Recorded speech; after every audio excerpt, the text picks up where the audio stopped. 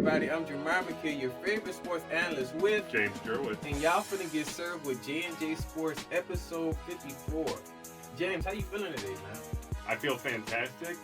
Another Friday and another show, and we're at 96 subscribers right now on YouTube. Yeah, you guys, please get us to 100 subscribers. We appreciate everybody that's been in the comment section. I hope y'all enjoyed our last guest. We got more guests coming.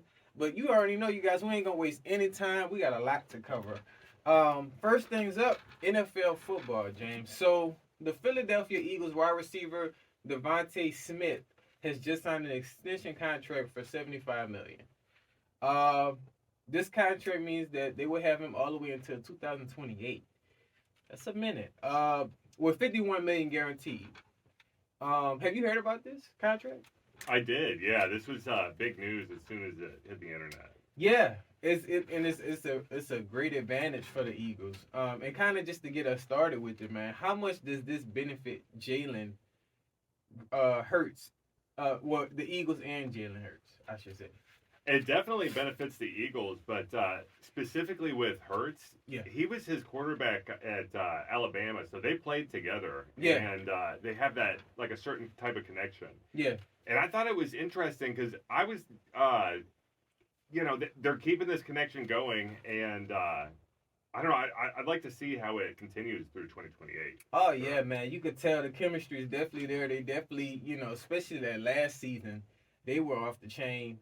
Well, not even the last one, the one before that. But, yeah, this is a huge benefit for the Eagles. They have an opportunity to obtain this player long term, being that he's a young talent at that. Well, they're both young talents. And, just it gives somebody, the connection's already there. So why get rid of it, Definitely sink that in. I was kind of wondering about, it makes sense that they retained Smith because of that connection in Alabama. But yes. A.J. Brown, I guess, seems like kind of the odd man out in this situation.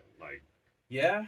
But I would still keep him as well, though. I mean, definitely keep as many as you can because you don't want him to go somewhere else and be useful somewhere else. Build the connection, be the quarterback, go out with them, whatever you got to do to build their connections on the field. They still have that Super Bowl caliber offense, too. Oh, yeah. Intact, so. Man, they got it. And we kind of just look at his stats from last season. He had 81 receptions, over 1,000 yards easy, only 7 touchdowns, and 87 rank. I mean, 7 touchdowns and you get over 1,000. That's impressive. Yeah, that really is. And maybe the Eagles had a little bit more of a focus on the run game this last season. Yeah, they did. It seems like. They did. They were letting their running backs get the touchdowns as opposed to the receivers. And guess what? It's going to be more of a run game, especially with their new add-on. Saquon. Man, yes. This is going to be great. And then our second one, man, other than receivers, what else should they try to look for player-wise? I guess we could just say we can start on the offense. What do you think they need? I know their line is intact, and they've got their, the running back situation all set. But maybe an electric tight end, I think that would definitely help. Because Dallas Goedert can only do so much for them. True. As a tight end. True. Definitely somebody to put the ball, as far as Jason Kelce, we all know his situation. We need somebody to fill his shoes for sure. A couple more DBs, definitely, just some good defensive players, really. Because it seems like the offense, they're going to be set. You keep Brown, and you got the add-on Saquon, and you keep Smith. Man, you got it. I mean, you're going to be a tough team to beat if y'all have it figured out. So, yeah, I say just focus on the defense. Some young talent, definitely, to kind of add on with them. It seems like people are overlooking Hurts due to his last season, though. And this was crazy because I watched a podcast over it, and they're kind of saying how, he's not going to do any better. I mean, the dude had one, rough season. I mean, that doesn't determine him and his skill set. He showed us who he was the season before that, playing against, the Chiefs, being a rookie, a young new quarterback. It's not a lot of new quarterbacks that come in that could do what he did.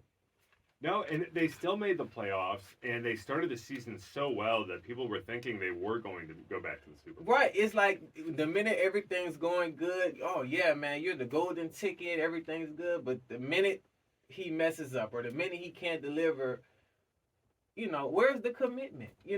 I think the critics are also forgetting about the 9 defensive starters that left after that Super Bowl. Yeah. So that's a pretty big hole there for the whole team. In the show that he's dedicated to the Eagles, he still wants to be there and still wants to be a part of that team. That should show you, okay, he's not a quitter. He's not, he's not. I want to play. I want to win a championship. So, like I said, I feel like this next season he'll definitely take it personal. Do you think he can shut up the haters? Yes, he has the ability, and he also has the drive and the motivation. And one of the things I really like about him is he's really humble, and he seems just like a really nice guy in general as a person. So. Yeah, definitely. He definitely know how to hype up his teammates. He's not a cocky player to me. He's not none of that. I mean, none of the quarterbacks really in the league are like that. But he just shows you on the field what he's about. And that's what I like, because you can talk all day, but if you can't show me what you're about on that field, it really doesn't matter. Yeah, like I said, I'm gonna rock out with him for sure. I'm not one of those people that just they're gonna have rough seasons, but if he could bring a ring to the Eagles, that should say enough right there.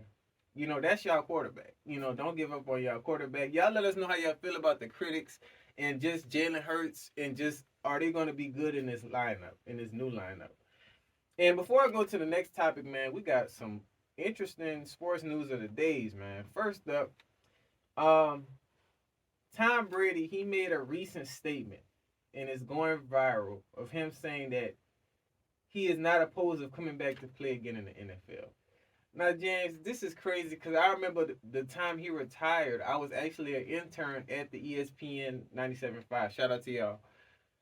And I'm hearing it. I'm like, man, he really retired. And they're talking about how he was at the beach and they're trying to, sell his jersey, all this. For now, him talking about, coming back. How do you feel about this statement? That's definitely interesting. He's saying, hey, if anybody needs some help, I'd like to come back and play quarterback. But from what I've heard, I think he has minority stake in the Raiders, so he's like a part owner of a team now. So yeah. I don't know if he's able to play I think there's a conflict of interest there. Oh, so yeah. Because he owns another team. Yeah, that might be a conflict. But the fact that he's still able to play, I mean, do you feel like, say there was a way he can play, would he be effective for any team? Of course. That does make me wonder, though, because he's been out of the game for a year now. Yeah. And what if he gets on a UFL team? I mean, that could be cool, too. I mean, just something, Although he's not going to go on a UFL. He would want the full experience. Yeah, he would definitely want the ring and everything like that.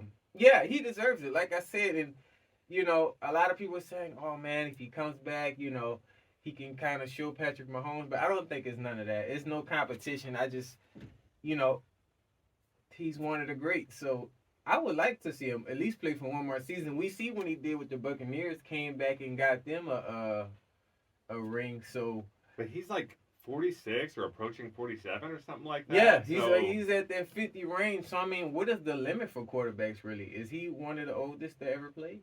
Yeah, I think so. And have that kind of success, you don't see anybody else do anything like he's done. Yeah, to come back to a different team and have success. So that just shows you, okay, Bill Belichick, yeah, he played a major part, but if you can go to a different team and still, you're one of those guys for sure.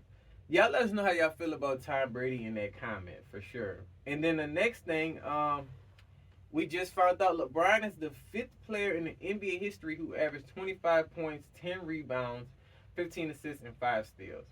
Man, I mean, LeBron's just breaking records after record. And, there's still that debate about LeBron and MJ. Honestly, how you feel about that?